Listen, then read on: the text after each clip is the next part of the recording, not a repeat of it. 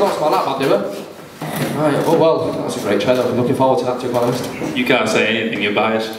Oh, yeah, sorry, I acted in it. I'll try to. Anyway, but that was quite adventurous, no pun intended, to actually do, because it's not like the average short film. It's quite a big, epic action-adventure. Do you want to tell the story? Yeah. Please do, I want to know as well, personally. Where do you start?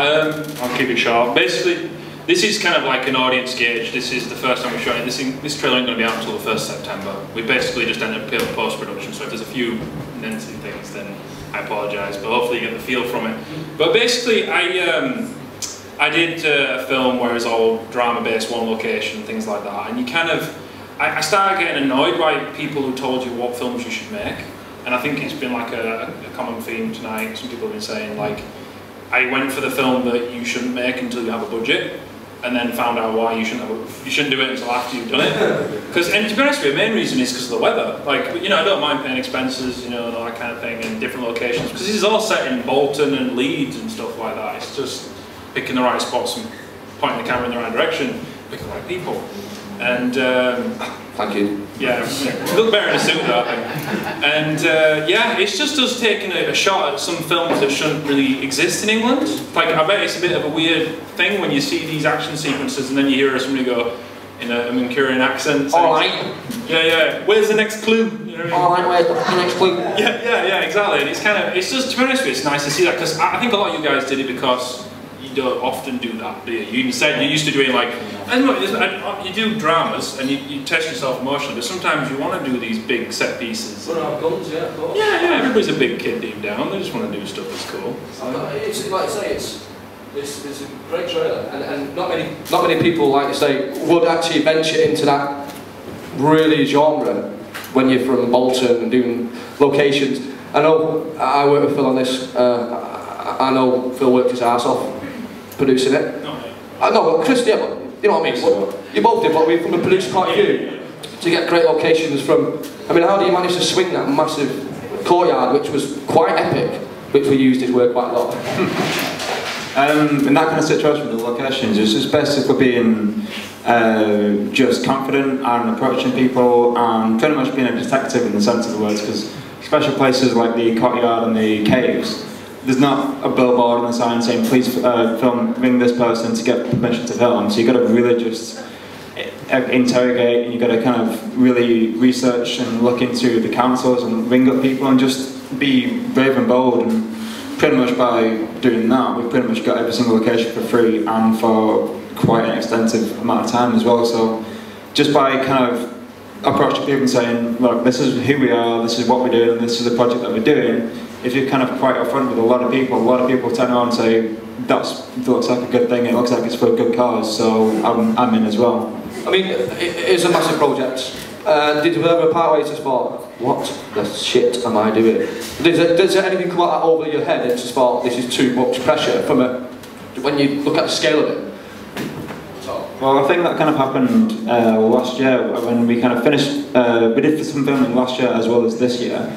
And long story short, we kind of did a lot of filming last year, and from the footage that we actually looked at, it was good, but there was a few things that we needed to add, a few things that we needed to change, and it was a project that was just large and vascular in size, and it was just, there was so many things to do. It was quite overwhelming, but it was something that, like I say, between me and you, quite an attitude where we just do it. We just kind of knock it down and get the thing done. That's pretty much what we've done so far, and so far hopefully it's kind of slowly paying off. Well, I mean, from the trailer you can see that you've put quite a lot of work and quite a lot of effort, and it looks, I'm not being biased there, it looks quite amazing. So, and I'm going to throw it to the audience. Can I have any questions from the audience? Like, to start with it, I thought, is it an advert or is it a game? But that's just because it's trailer. But have you seen that film where they're using, you know when kids go out and use sticks and you fight the war? Have you seen that film that they're now using real guns? Is that a short film? Toy games? No, it's not a short film. Is that Robin Williams? Film that they're bringing out, and it's completely on the same wavelength as you, and it frustrates me that I can't remember the name of the film. But it's coming out now, and it's like a massive budget film where the kids are using sticks. Well, you know when you go out and you play war and you use sticks, Yeah. It's kids, they're using kid actors, but they're using real guns at the same time. You saw it here first, though, right? No, you didn't. We're screwed. I thought that wasn't that Rambo? Rambo Jr. Son of Rambo. Yeah. No. It's like new, like it's not even released now. Leak script, saw it. Caught that one. We tapped into the zeitgeist. Okay, any more questions about Sophie's Fortune trailer, please? Any more? When is it actually coming out? September. Yeah, I mean, best way. I want to get rid of it in September. Artists don't finish, they abandon. Yeah. It is I Declare War. I think that's what it's called. I Declare War. That film's called I Declare War, everyone. Just in out of cinemas. Basically, the actual release date itself, we're going to aim for around about September, maybe late September, but we're not really kind of putting pressure on a specific date. We did that tonight, you know.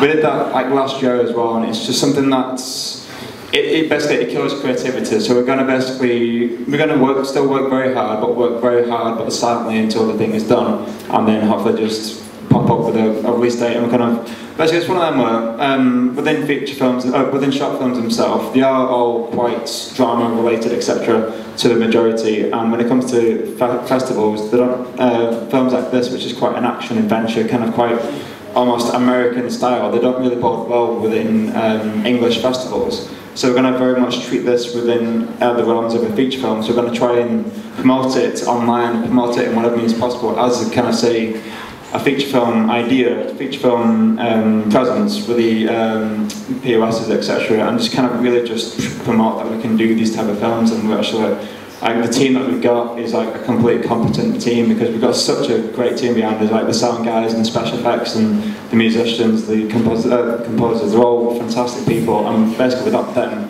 we won't be able to do what we've got behind us. So I think basically it's just us trying to show that we are competent and we have got the right team, and basically why not take on a bigger challenge and test everybody's skills in a different area, and that's pretty much what we did. I mean, you certainly push yourself, and like I say, it's something that, and you say, I think, these kind of Indiana Jones-esque adventure films. You love Indiana Jones, what about? No, but these kind of films will stand out in film festivals because, like I say, not many people, if not any, are going to put an adventure film in the category of short films. It's got mainly dramas and realistic, gritty stuff. But this one, they're good. We've done them too, and they're awesome. Oh, yeah, But it's just like you just keep trying a different flavour, don't you? Like I don't know how everybody else works on it as filmmakers in here. If you kind of you go drama, you go, I want a comedy, and then you do a comedy, and you want to go, what mood am I in this time?